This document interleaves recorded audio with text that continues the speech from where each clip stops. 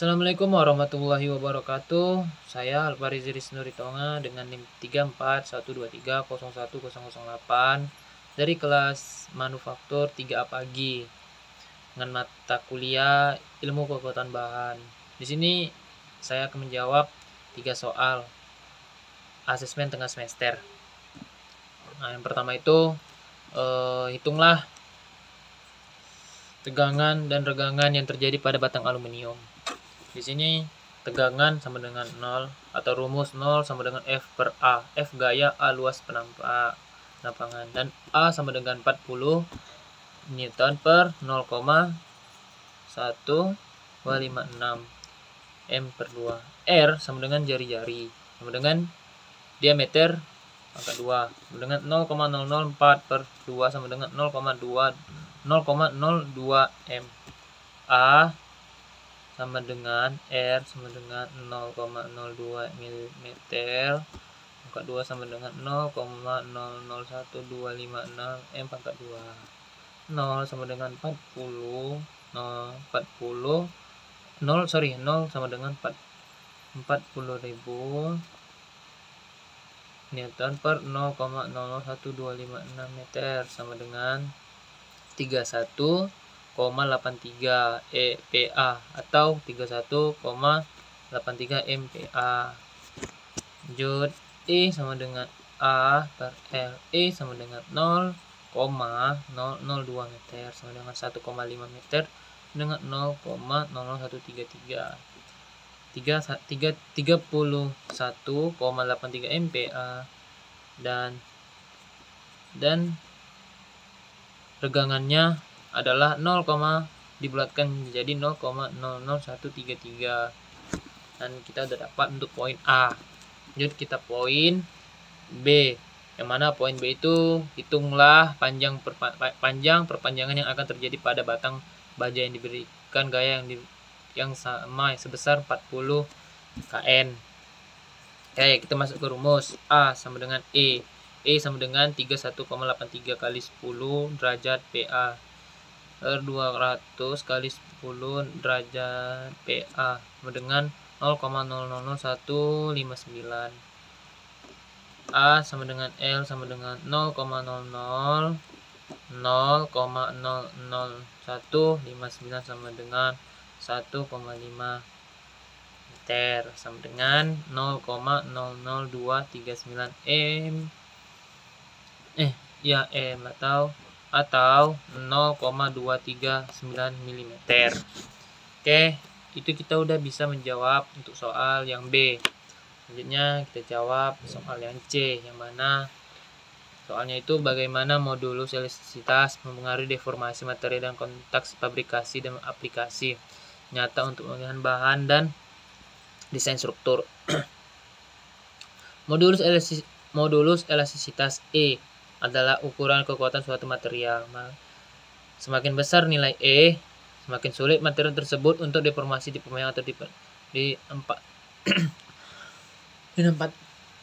dinampatkan.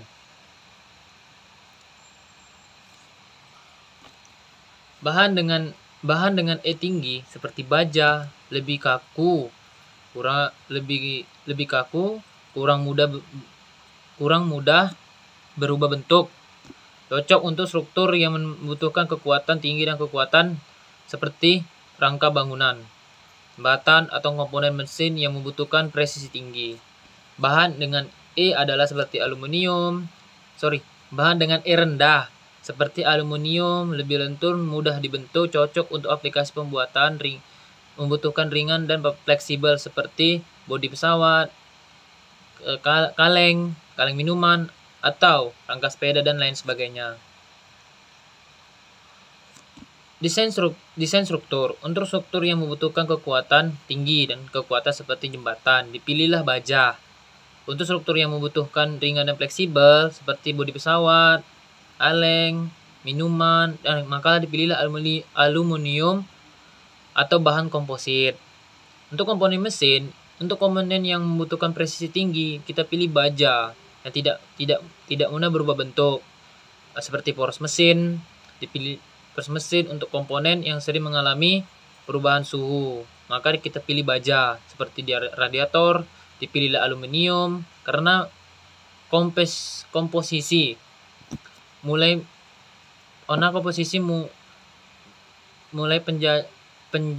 panjangnya lebih kecil seperti itu. Oke, baik, kita jawab soal nomor 2. Tentang diagram regangan. Diagram regangan adalah grafik yang menggambarkan ukuran antara ketegangan gaya per satuan luas yang regangan, perubahan panjang dan persatuan panjang pada suatu bahan. Diagram ini sangat penting dalam desain karena dapat digunakan untuk menentukan kekuatan suatu bahan. Dan ada beberapa bagian. Yang pertama adalah bagian linier, yang kedua titik elet, dan yang ketiga titik atau bagian plastik, dan keempat itu titik fraktur. Oke, baiklah, kita akan jelaskan sedikit tentang bagian linier. Bagian linier ini adalah diagram regangan menunjukkan bahwa bahan berlaku elastis, seperti bahan yang akan kembali dibentuk semula setelah gaya dihilangkan. Bagian ini juga menunjukkan bahwa tegangan dan regangan berbanding lurus. Dan yang kedua itu titik elet. Titik elet adalah titik yang dimana bahan mulai mengalami deformasi plastik, artinya bahan tidak akan kembali ke bentuk semula setelah gaya dihilangkan. Titik elet adalah batas kekuatan tarik bahan. Yang ketiga adalah bagian plastis. Bagian plastis ini dari diagram tegangan regangan menunjukkan bahwa mengalami deformasi plastik, artinya bahan akan terus mengalami deformasi meskipun gaya tidak lagi bertambah. Bagian ini juga menunjukkan bahwa tegangan regangan tidak lagi berbanding lurus. Dan yang keempat ada titik fraktur. Titik fraktur adalah titik yang dimana bahan mengalami patah, artinya bahan tidak dapat lagi menahan gaya yang diberikan. Titik fraktur adalah batasan kekuatan tarik bahan. Oke, baik, di sini saya akan menyertakan gambar diagram tadi, dan di sini saya mohon Bu untuk saya kembalikan kameranya ke belakang karena untuk melihatkan gambar diagramnya.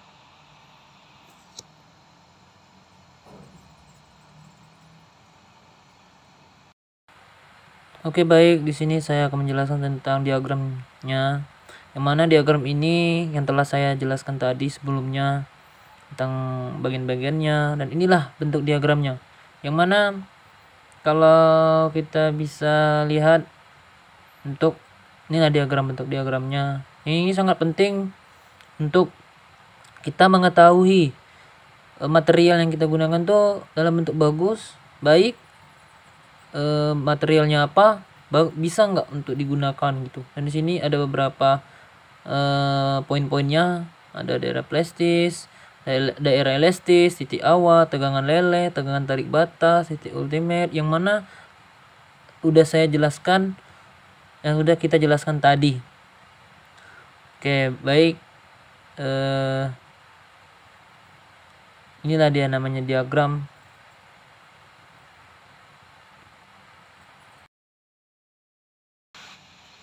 Oke, baik, di sini kita akan menjawab soal nomor 3, yang mana di sini diminta untuk menjelaskan mil sertifikat, komponen-komponennya. Jadi saya minta izin pada Ibu, saya memutar kamera untuk menjelaskan sertifikat tersebut supaya mudah untuk dipahami. Oke, baik, di sini saya akan menjelaskan tentang mil test atau mil certificate. Yang mana sertifikat ini udah bersandar ISO ini.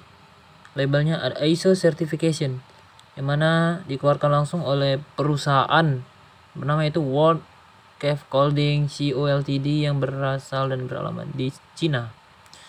Yang mana dia dikeluarkan pada tanggal bulan April tanggal 21 2014 dan dengan nomor YFS 1217, April APR 21 2014. Dan nama sertifikatnya Mil Test Report as per N 10.204/2.2, yang mana sertifikat ini sangat penting untuk kita mengetahui hasil material bahan yang telah diuji. Nah, di sini kita akan jelaskan satu persatu poin. Nah, yang di pojokan ini, di sini adalah materialnya, jenis material yang telah diuji. Sini aluminium kill steel piece. Materialnya aluminium steel, tapi pipa. Dan dimensionnya dengan satuan dimension atau ukurannya dengan satuan milimeter dengan nomor TG 011753. Surface reference ini adalah permukaannya galvanized, shape atau bentuknya adalah round dengan jumlah total 128733 dengan berat 21.45669. Oke, di sini kita akan menjelaskan tentang quality. Di sini ada 2 poin, ada full chemistry dan mechanical properties. Oke, kita jelaskan dulu full chemistry. Full chemistry adalah tentang tegangan kimianya. Di sini tegangan kimia ada C, Mn, Si, P, S atau Al. Al ada aluminium. Di sini inilah tegangan kimianya dari bahan material tersebut. Dan di sini adalah mechanical propertiesnya. Ada yield strength, tensile strength, electrotation, and test result, dan di sini keterangannya oke semua.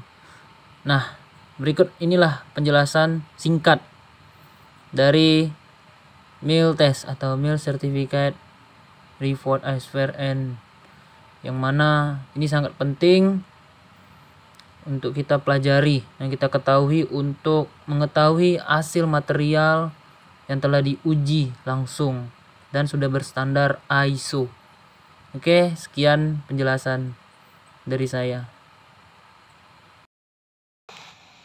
Oke, baik, mungkin sekian atas apa yang telah saya sampaikan dengan menjawab dari 3 soal yang telah Ibu berikan. Mungkin barangkali ada kata saya yang salah dalam penyampaian, pengucapan, dan juga penampilan video. Mungkin mohon maaf apabila saya ada melakukan kesalahan. Saya akhiri. Wabillahi taufiq wal hidayah. Wassalamualaikum warahmatullahi wabarakatuh.